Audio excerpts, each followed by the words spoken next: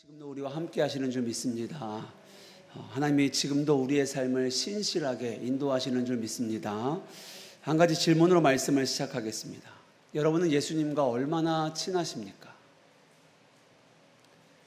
이 질문을 받으실 때 예수님은 믿는 거지 어떻게 예수님과 친해집니까?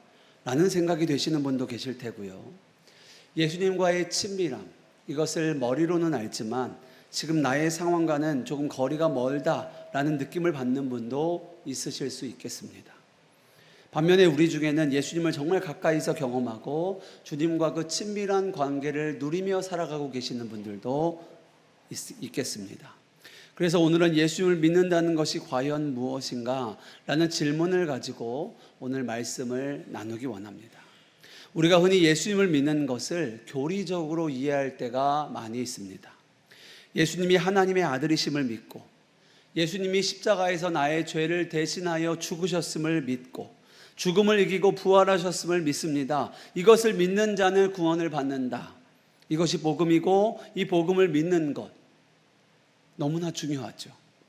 그런데 예수님을 믿는다는 것은요, 단지 예수님에 관한 사실들을 믿는 것 정도가 아닙니다. 생각해 보십시오. 우리가 어떤 사람에 대하여 많이 아는 것과 그 사람과 친밀하다는 것은요, 전혀 다른 이야기입니다. 그 사람의 이름도 알고 직업도 알고 가족 관계도 알고 어디에 사는지도 알 수 있습니다. 그런데 정작 그 사람과 한 번도 대화해 본 적이 없다면 우리는 그 사람에 대하여 지식적으로 알지는 모르나 관계가 친밀한 것은 아니죠. 신앙도 마찬가지입니다. 예수님에 대하여 많이 아는 것과 예수님을 친밀히 아는 것은 완전히 다르다라는 거예요. 성경 지식이 많을 수 있습니다. 교회는 오래 다닐 수 있습니다. 열심히 봉사도 하고 직분도 맡을 수 있습니다. 그러나 정작 내 삶에서 예수님과의 관계는 막연할 수 있습니다. 예수님을 믿기는 하는데 예수님이 어떠한 분이신가를 실제 삶에서 누리지 못하는 거예요. 기도는 하는데 내가 하나님과 이야기하고 있다라는 느낌은 전혀 들지 않습니다. 예배를 드리기는 하는데 하나님이 나와 함께 하신다, 이 예배를 받고 계신다라는 느낌은 전혀 없는 거예요. 이유가 무엇일까? 어쩌면 우리가 하나님을 잘못 알고 있기 때문입니다. 우리는 하나님을 믿는다고 하면서 하나님을 저기 멀리 계신 분 정도로만 이해할 때가 많습니다. 하나님은 높고 거룩하신 분인데 어떻게 나 같은 사람이 하나님과 친밀한 관계를 맺을 수 있단 말인가 생각하는 거죠. 또 어떤 사람은 하나님을 이렇게 생각합니다. 내가 잘하면 하나님이 나에게 가까이 오시고 내가 잘못하면 하나님이 나와 멀어지신다라고 그렇게 생각합니다. 그런데 이런 생각들이 하나님과의 친밀한 관계를 누리지 못하게 하는 잘못된 믿음과 오해가 될 수 있다라는 겁니다. 사랑하는 여러분, 우리가 하나님에 대하여 가져야 할 중요한 믿음이 있습니다. 그것은 하나님의 정말 우리에게 원하시는 것은 우리와의 친밀한 교제라는 거예요. 하나님을 알고 하나님을 경험하고 그리고 하나님과 친밀히 교제하는 것, 이것이 하나님이 우리에게 주시는, 우리와 누리기 원하시는 그 풍성한 관계입니다. 오늘 본문은 그래서 말합니다. 하나님을 가까이 하라. 그리하면 하나님이 가까이 하시리라. 이 말씀의 구조를 보면은요, 우리가 이렇게 생각하기 쉽습니다. 우리가 먼저 하나님을 가까이 하면 하나님이 우리를 가까이 하신다라고 이 말씀을 쉽게 생각할 수 있어요. 그런데 여러분, 이것은요, 그냥 우리의 입장에서 표현된 말씀입니다. 우리가 하나님을 찾아야 하나님이 못마땅하지만 우리를 만나주시고 우리가 간절히 구해야 하지만 10번에 한 번 들어주신다라는 게 아니라는 거예요. 성경 전체를 보면 하나님은 먼저 우리 가운데 찾아오셨습니다. 하나님이 먼저 우리 가운데 가까이 오셨어요. 얼마나 하나님이 우리와 함께하기 원하셨으면요, 그분이 직접 이 땅에 오셨겠습니까? 성육신 하셔서 하늘 보좌를 버리시고 이 땅에 오셨어요. 이것이 하나님이십니다. 그렇게 우리와 함께 하신 것이 예수님이시잖아요. 그러므로 하나님과의 친밀함은 내가 도를 닦아서 어떤 경지에 도달하는 그런 것이 아니라는 겁니다. 하나님이 먼저 우리를 찾아오셨어요. 하나님이 먼저 우리를 사랑하셨습니다. 하나님이 먼저 우리 가운데 가까이 오셨어요. 우리가 하나님을 찾기도 전에 하나님이 먼저 우리를 찾아오십니다. 우리가 하나님께 나아갈 수 있는 길을 여신 것도 하나님이세요. 그렇습니다. 관계를 먼저 시작하신 것은 하나님이신 거예요. 그런데 중요한 것이 있습니다. 하나님이 먼저 우리에게 가까이 오셨다고 하여서 우리가 가만히 있어도 하나님과 친밀한 관계가 저절로 되어지는 것은 아니라는 거예요. 교회에 30년 다닌다고, 교회에 50년 다녔다고 예수님과 그 관계가 그만큼 친밀해지는 것 아니라는 거예요. 하나님과의 친밀한 관계는 저절로 되어지는 게 아닙니다. 우리도 하나님께 가까이 나아가야 되는 거예요. 우리도 하나님을 찾아야 합니다. 간절히 사모하는 자가 하나님을 만나는 거예요. 하나님을 찾는 사람이 하나님의 임재를 경험하는 것입니다. 그래서 야고보서 4장 8절은 이렇게 말하는 거예요. 우리가 하나님께 가까이 갈 때 하나님이 우리를 가까이 하신다라는 거예요. 그렇게 우리가 하나님께 가까이 가면 어떤 일이 일어납니까? 나와 가까이 계신 하나님이 바라보아지는 거예요. 내가 찾으니까 갑자기 하나님이 우리에게 찾아오시는 게 아닙니다. 하나님은 먼저 우리를 찾아오셨어요. 그런데 우리가 하나님을 찾으니까 하나님이 가까이 계심이 바라보아지는 겁니다. 우리의 눈이 뜨여지는 거예요. 하나님의 임재를 경험하는 겁니다. 하나님을 발견하는 거예요. 하나님은 늘 우리와 함께 하셨습니다. 그런데 우리의 마음과 시선은 늘 다른 곳을 향하고 있었던 거예요. 하나님은 늘 우리에게 말씀하고 계셨는데 우리는 듣지 못하고 있었던 겁니다. 다른 소리에 빠져 있었던 거예요. 그래서 하나님께 가까이 나아간다는 것은요, 하나님을 우리 쪽으로 끌어온다라는 것이 아닙니다. 내 마음의 방향을 하나님께로 돌리는 거예요. 하나님이 먼저 우리 가운데 찾아오셨어요. 하나님이 우리와 함께 하세요. 우리의 마음을, 방향을 그 하나님께 돌리는 것입니다. 그것이 가까이 하는 거예요. 이것이 믿음의 변화입니다. 처음에는 머리로만 하나님을 이해합니다. 하나님이 계시겠지. 하나님이 나를 사랑하신다지. 성경이 그렇게 말씀하신다니까. 이 정도로만 우리가 하나님을 압니다. 그런데 어느 순간부터 우리 마음 깊은 곳에서 이런 고백이 나오기 시작합니다. 주님, 제가 정말 주님을 알고 싶습니다. 제가 정말 주님을 만나고 싶습니다. 제가 하나님을 살아계신 하나님으로 경험하기 원합니다. 하나님이 나와 함께 하신다는 것을 정말 누리고 싶습니다. 알고 싶습니다. 하나님을 더 알고 싶습니다. 이것이 우리 안에 터져 나오는 거예요. 이게 사모함입니다. 이게 간절함이에요. 이게 하나님께 가까이 나아가는 것입니다. 그리고 이렇게 하나님을 사모하는 사람에게, 하나님을 가까이 하는 자에게 나타나는 변화가 있습니다. 하나님을 누리게 되는 거예요. 하나님을 경험하는 거예요. 하나님의 살아계심을 우리의 삶에서 놀랍게 누리는 겁니다. 그렇게 우리의 신앙생활이 바뀌어지는 겁니다. 그런데 여러분, 여기서 우리가 반드시 알아야 할 것이 하나가 있습니다. 하나님께 가까이 가는 일에 있어서 한 가지 조심해야 하는 것이 있어요. 이것이 무엇인가? 바로 하나님을 경외하는 마음으로 하나님께 가까이 나아가야 한다라는 거예요. 하나님과 친밀해진다는 것은요, 하나님을 편하게 대한다는 것이 아닙니다. 하나님을 사랑하기 때문에 하나님을 함부로 대할 수 없게 되어지는 거예요. 사람과의 관계에서 친해지면 서로가 편해집니다. 그러나 하나님과의 친밀함은 다릅니다. 하나님이 나의 친구가 되어주시지만 동시에 그분은 하나님이세요. 하나님이 나를 사랑하시지만 동시에 그분은 거룩하세요. 하나님은 나의 아버지시지만 동시에 온 세상을 다스리시는 주권자이십니다. 그러므로 하나님과 친밀해진다는 것은요, 하나님을 편하게 대하는 게 아닌 거예요. 하나님을 하나님으로 인정하며 그분께 나아가는 것이 경외함입니다. 하나님을 경외함으로 그분께 가까이 나아가는 거예요. 그때에 우리는 하나님을 경험하게 됩니다. 많은 사람들이 하나님과의 친밀함을 경험하지 못하는 가장 중요한 이유가 여기에 있습니다. 하나님을 알고는 싶어 하는데, 예수님을 인격적으로 만나고는 싶어 하는데 무엇이 빠져 있는가 하면요, 하나님에 대한 경외함이 빠져 있어요. 그러니까 하나님을 경외함으로 나아가는 태도가 없는 겁니다. 그러니까 하나님을 누리지도 못하고 만나지도 못하고 경험하지도 못하는 거예요. 그래서 오늘 본문에 보면요, 하나님을 가까이 하라 하신 바로 다음에 이 말씀이 이어집니다. 죄인들아, 손을 깨끗이 하라. 두 마음을 품지 말라. 마음을 성결하게 하라. 슬퍼하며 애통하라. 울지어다. 그렇게 말씀하고 있는 거예요. 여러분, 하나님께 가까이 가라 말씀하시면서 왜 갑자기 죄를 회개하라 하십니까? 하나님께 가까이 나아가는 것은요, 아무렇게나 나아가는 것이 아니기 때문에 그래요. 하나님을 경외함으로 가까이 나아가는 것입니다. 내가 죄된 삶을 가지고 하나님께 가까이 갈 수 없는 거예요. 내가 세상을 사랑하면서 두 마음을 가지고 하나님께 나아갈 수 없다라는 거예요.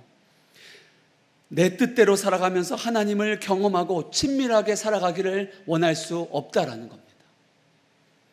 그렇습니다. 하나님을 가까이 하기 위해서는요, 하나님을 경외함으로 그분께 가까이 나아가야 되는 거예요. 초대교회 때 있었던 유명한 일화입니다. 요한 크리소스톰이라고 하는 초대교회의 교부가 있었습니다. 초대교회 시기에 어느 마을에 사제가 필요했는데 마땅한 사람이 없었습니다. 그래서 이 요한 크리소스톰 교부가 농부 한 사람을 말씀으로 양육해서 사제가 없는 그 마을의 사제로 임명합니다. 그런데 그 농부를 사제로 세우기는 세웠는데 그 농부가 목회를 잘하고 있는가, 이것이 교부가 걱정이 된 거예요. 이 사제 역할을 잘 감당할 수 있을까? 이 농부 출신인 사제가 잘 감당할 수 있을까 걱정이 되는 거죠. 그래서 몰래 어느 주일날 그 마을에 찾아가서 그 교회 예배에 참여하게 됩니다. 일부러 조금 늦게 가서 예배당 뒷자리에 기둥 뒤에 숨어서 예배를 함께 드렸어요. 그런데 그렇게 예배를 어떻게 인도하는지 가만히 보고 있는데 그 농부였던 사제가 인도하는 예배를 같이 드리면서 이 요한 크리소스톰이 통곡하며 울게 됩니다. 정말 눈물을 펑펑 쏟아요. 그렇게 간절하게 정성을 다해 정말 빛나는 얼굴로 하나님을 경외함으로 예배를 집전하는 그 농부였던 사제의 모습을 통하여 자신의 모습을 보게 된 거예요. 정말 그처럼 하나님을 경외함으로 예배를 집전하는 그 사제를 본 적이 없어요. 그가 그렇게 큰 감동을 받습니다. 그리고 예배가 끝나고 난 다음에 그 주교가 제단 앞으로 나아가 그 농부였던 사제 앞에 무릎을 꿇고 자신을 축복해달라고 청합니다. 그랬더니 이 농부 출신 사제가 깜짝 놀라는 거죠. 이분은 교부인데 주교가 와서 자기 앞에 무릎을 꿇고 자기에게 축복 기도를 해달라고 하니까 깜짝 놀라는 거죠. 아니, 교부님이 저에게 축복을 해주셔야죠. 제가 어떻게 당신을 위하여 축복 기도를 합니까? 그랬더니 그 주교가 고집을 꺾지 않아요. 나를 축복해 주십시오. 나는 당신처럼 마음속에 그 불같은 열정과 사랑으로 하나님을 섬기지 못하고 있습니다. 나를 축복해 주십시오. 나를 위해 기도해 주십시오. 이것이 초대교회의 유명한 일화예요. 무슨 말입니까? 그 사람에게 하나님을 섬기는 것은요, 당연한 일이었어요. 특별한 게 아니었어요. 아까 그 사제가 자신을 향해 기도해달라고 할 때 당신처럼 하나님을 경외하는 사제를 일찍이 본 적이 없다라고 할 때 그 농부였던 사자가 의아한 표정을 지으며 이렇게 말합니다. 주교님, 그러면 다르게 하나님을 섬기는 법도 있습니까? 이 사제에게는요, 하나님이 하나님이시기에 그렇게 경외하는 것이 당연했어요. 이 부족하고 비천한 자신을 하나님의 부르신 종으로 세우셨다라는 것을 그는 알았고 그 겸손함으로 하나님을 경외했던 거예요. 여러분, 이 농부 출신의 사제가 이 주교에게 그렇게 감동을 준 것이 무엇입니까? 하나님을 경외함이에요. 자신에게 주어진 역할에 대하여 무엇을 하든지 하나님을 경외함으로 하는 겁니다. 여러분, 경외함이라는 것은요, 예배 시간에만 나타나는 것이 아닙니다. 우리가 하나님을 경외한다면 아무도 보지 않는 곳에서도 하나님을 경외합니다. 내가 맡은 일을 할 때도 하나님을 경외함으로 하고요, 교회에서 봉사를 할 때도 하나님을 경외함으로 합니다. 사람을 대할 때도 하나님을 경외함으로 하고요, 가정에서도 하나님을 경외함으로 섬깁니다. 작은 일을 하든 큰 일을 하든 무엇을 하든 내가 하나님 앞에서 이 일을 한다, 하나님의 부르심 앞에서 한다 라는 마음으로, 그 경외함으로 하게 되어지는 거예요. 그것이 경외함입니다. 이전에 사역한 교회에서 복음학교를 할 때였습니다.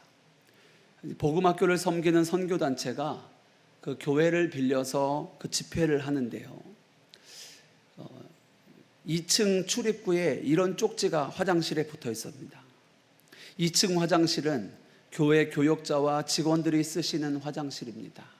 그러므로 복음학교 스태프들과 참여한 사람들은 2층 화장실을 사용하지 말아 주십시오. 근데 그 집회가 열리는 장소가 2층이었거든요. 근데 2층에 있는 그 화장실에 그 쪽지가 붙어 있는 거예요.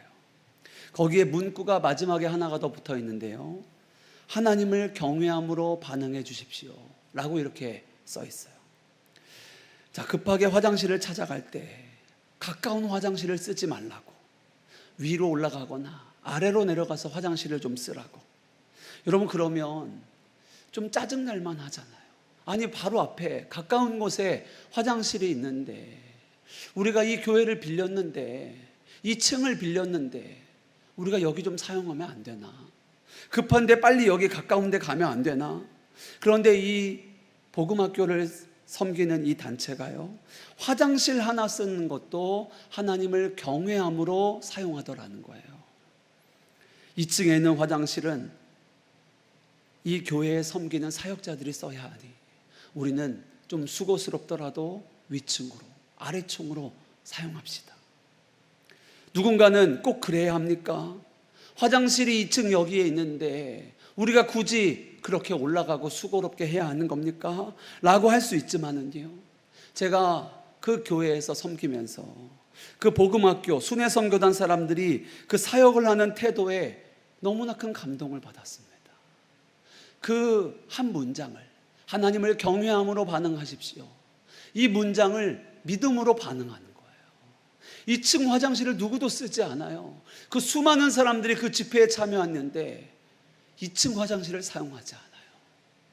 예배가 끝나고 3층으로, 1층으로, 4층으로 그렇게 화장실을 사용하는 거예요. 뿐만 아닙니다. 나중에 의자 하나를 나르는 것도, 그리고 집회를 다 마치고 청소하는 것도, 모든 것을 다 하나님께 하듯이 하는 거예요. 제가 그분들의 모습을 통하여 하나님을 경외한다라는 것이 정말 이런 것이구나 라는 것을 좀 보게 됐습니다. 그렇습니다. 여러분, 하나님을 경외한다는 것은 다른 것이 아니에요. 작은 것 하나에서부터 하나님을 의식하는 겁니다. 하나님을 바라보는 거예요. 그리고 하나님께 하듯 하는 겁니다. 이것이 경외함입니다. 하나님 앞에 이것이 옳은가? 하나님 앞에 이것이 바른가? 내가 하나님 앞에서 이것을 하는 것이 맞는가? 이것을 고민하고 생각하고 질문하며 그 말을 하고 그 행동을 하는 겁니다. 이것이 하나님을 경외함이에요. 마지막으로 한 가지 꼭 이 말씀만 드리고 말씀을 마치겠습니다. 여러분, 하나님을 경외하는 것과 하나님을 두려워하는 것을 구분할 수 있으셔야 합니다. 무엇이 다른지 아셔야 돼요. 이것은 겉만 보면 비슷해 보이지만은요, 완전히 다릅니다. 제가 성경에 나오는 이스라엘 백성의 일로 제가 한번 말씀을 드려볼게요. 출애굽기에 보면 하나님께서 이스라엘 백성을 애굽에서 출애굽하게 하신 이후에 시내산에서 그들에게 임재하십니다. 하나님이 영광으로 나타나세요. 구름 중에, 그리고 번개와 같은, 우레와 같은 여호와의 음성을 그들이 듣습니다. 불과 같은 형상을 그들이 봐요. 자, 그런데 그때 신명기 5장을 보면은요, 그 하나님의 임재를 경험하는 그들이 뭐라고 말하는가? 이렇게 말합니다. 그 큰 불이 우리를 삼킬 것이요, 하나님의 음성을 들으면 우리는 죽을 거다라고 말해요. 그래서 모세에게 이렇게 말합니다. 모세, 당신만 하나님께 좀 나아가십시오. 그리고 하나님께서 말씀하시는 걸 우리에게 좀 전해 주십시오. 우리는 가면 죽을 것 같습니다. 그렇게 말하는 거예요. 자, 우리 말씀 한번 읽어보겠습니다. 신명기 5장 24절과 25절입니다. 말하되 우리 하나님 여호와께서 그의 영광과 위엄을 우리에게 보이시매 불 가운데에서 나오는 음성을 우리가 들었고 하나님이 사람과 말씀하시되 그 사람이 생존하는 것을 오늘 우리가 보았나이다. 이제 우리가 죽을 까닭이 무엇이니까? 이 큰 불이 우리를 삼킬 것이요 만일 우리가 우리 하나님 여호와의 음성을 다시 들으면 죽을 것이라. 아멘. 무슨 말입니까? 하나님의 임재 앞에서 하나님의 영광이 나타날 때 이스라엘 백성들의 마음에는요, 두려운 마음이 있었어요. 하나님을 경외함이 아닙니다. 두려움만 있었어요. 그래서 그들은 그 두려움 때문에 어떻게 합니까? 두려워서 도망가려고 그래요. 두려워서 도망갑니다. 이것은 경외함이 아니에요. 두려움은 하나님에게서 멀어지게 합니다. 이것이 경외함과 두려움의 차이인 거예요. 하나님은 나에게 있어서 도무지 가까이 할 수 없는 거룩한 분이시지만, 그러나 내가 하나님께 더 가까이 가고 싶은 그 마음, 열망, 갈망, 하나님을 의지하고 하나님의 사랑에 호소하며 하나님의 품속에 파고 들어가는 것, 이것이 하나님을 경외함입니다. 말씀대로 살면 내가 손해만 볼까 두려워하는 사람이 있습니다. 하나님의 말씀대로만 살면 사업도 망할 것 같고, 직장에서 진급도 다 막힐 것 같고, 다른 사람들은 다 자기 마음대로 사는데 나만 이렇게 살면 내가 손해보는 것 아닌가? 이것은 하나님을 두려워하는 겁니다. 그러나 하나님을 경외하는 사람은 이렇게 고백합니다. 하나님께서 주시면 먹겠습니다. 주님이 주시지 않으면 굶겠습니다. 주님이 뜻하시면 가겠습니다. 서라 하시면 서겠습니다. 이것이 하나님을 경외하는 마음이에요. 그렇게 하는 동안에 내가 돌에 맞을 수도 있고 굶을 수도 있지만 저는 주님 뜻대로 하겠습니다. 이것이 하나님을 경외함으로 하나님을 섬기는 자입니다. 그러므로 여러분, 하나님 앞에서 도망하는 자가 되지 마셔야 돼요. 하나님은 분명히 우리가 가까이 하기에는 너무나 크고 거룩하신 분이세요. 그렇지만 내 마음에 하나님을 경외하는 마음이 있을 때에는요, 예수님의 십자가를 붙들고 주님의 품에 달려들어가는 거예요. 하나님께 가까이 나아가는 겁니다. 왜 그렇습니까? 하나님이 나를 사랑하시는 아버지이시기 때문에 그래요. 그래서 우리는 두려움 때문에 도망하는 것이 아니라 하나님을 사랑함으로, 하나님을 경외함으로 그분께 더 가까이 나아가는 거예요. 사랑하는 여러분, 하나님을 가까이 하십시오. 그러면 하나님도 여러분을 가까이 하실 것입니다. 하나님을 사랑하십시오. 그리하면 하나님의 사랑을 더 풍성하게 경험할 것입니다. 하나님을 경외하십시오. 주의 율례와 법도를 지켜 행하십시오. 그러면 하나님이 여러분을 높이실 것입니다. 오늘 이 저녁 우리가 하나님을 경외함으로 주께 가까이 나아가기 원합니다. 천지를 창조하신 여호와 하나님께서 두 팔을 벌리고 우리를 기다리고 계십니다. 우리를 사랑하십니다. 그리고 우리와 친밀히 교제하기를 기뻐하십니다. 하나님을 가까이 하라. 그리하면 너희를 가까이 하시리라 말씀하셨어요. 하나님을 가까이 함으로 지금도 살아계시고 역사하시는 하나님을 풍성히 누리시는 저와 여러분 되시기를 주님의 이름으로 축복합니다. 기도하겠습니다.